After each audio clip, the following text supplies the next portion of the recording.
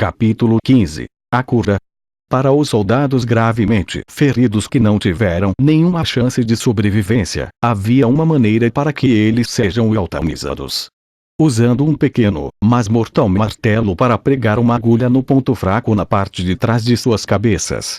Eles seriam mortos instantaneamente sem experimentar qualquer dor.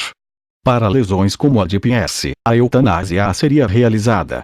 No entanto, depois de considerar que Pierce era um dos homens mais fortes em Chambord, o fato de que ele havia destruído 2 escadas de cerco durante a batalha, e seguido os conselhos do segundo comandante Brock, ele não foi sacrificado ainda. Como ele está? Fay perguntou ao médico, na esperança de obter algumas boas notícias. Sinto muito, Sua Majestade. Nós tentamos o nosso melhor, mas seus órgãos internos estavam chocados e quase rasgados. Até mesmo os sacerdotes de alta classe da Igreja Santa não poderiam fazer nada sobre isso. Sacerdotes. Esta palavra chamou a atenção de Fay, mas agora não era o momento certo para fazer perguntas sobre isso. Fay tinha que chegar a uma solução para este problema. 2 outros médicos vieram e se curvaram para Fay. Um deles estava segurando uma bandeja de madeira. Um pequeno martelo e uma agulha bizarra foram colocadas sobre a bandeja. Eram as ferramentas para a eutanásia. Pierce era a última pessoa gravemente ferida na instalação. Embora ele tenha desmaiado, todo mundo podia ver que seu corpo ainda estava experimentando um monte de dor. Estas lesões podem não ter sido capazes de matá-lo imediatamente, mas o sangue de seus ferimentos e boca estavam fluindo como a água que se derrama para fora de uma garrafa. Um médico parecendo mais velho levantou Pierce para fora da terra. O outro médico colocou o prego na parte de trás da cabeça de Pierce e levantou o martelo com o outro braço. Espere. Fay teve que parar as ações dos médicos. Ele simplesmente não podia deixar um verdadeiro guerreiro morrer assim. Verdadeiros guerreiros mereciam morrer no campo de batalha. Uma morte como esta traria vergonha para um homem como Pierce. Além disso, Fay não queria deixar Pierce morrer. Mas como posso salvá-lo? Fay tinha que pensar rápido. Neste momento, como se Pierce sentisse a tensão na sala, ele acordou. Ele viu o rei Alexander em pé na frente dele, bem como os médicos. Eventualmente, seus olhos finalmente focaram-se no martelo. Um sorriso brilhou em seu rosto. Que é que? É a minha vez agora. Continuem. Pierce não disse nada para Fay. Ele desmaiou antes de Fay surpreender a todos, de modo que ele não sabia que o rei retardado era agora oficialmente o herói de Chambord. O médico levantou o martelo novamente. Espere. Fay parou novamente.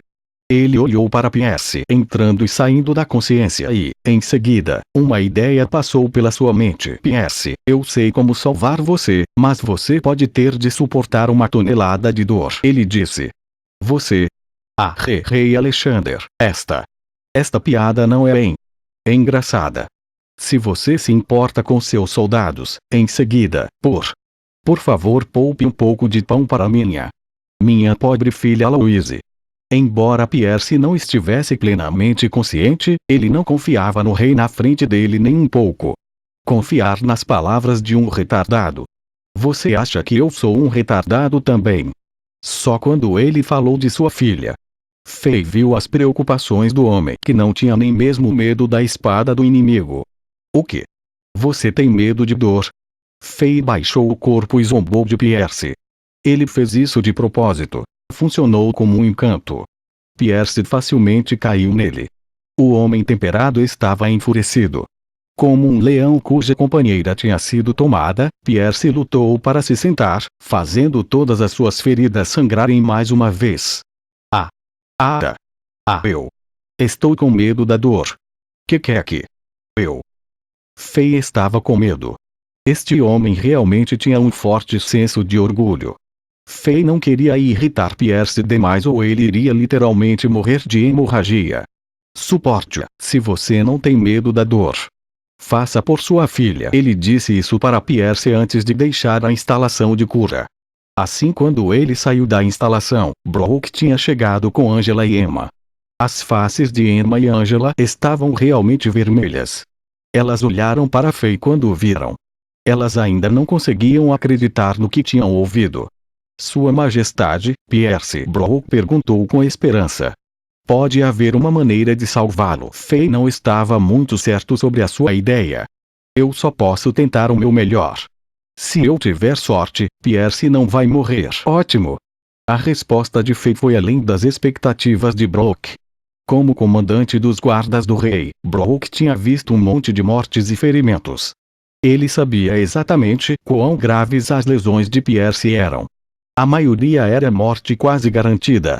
Ele só perguntou ao rei devido ao desespero, mas ele não esperava que o rei realmente tivesse uma cura. Ô Brooke, mais uma coisa.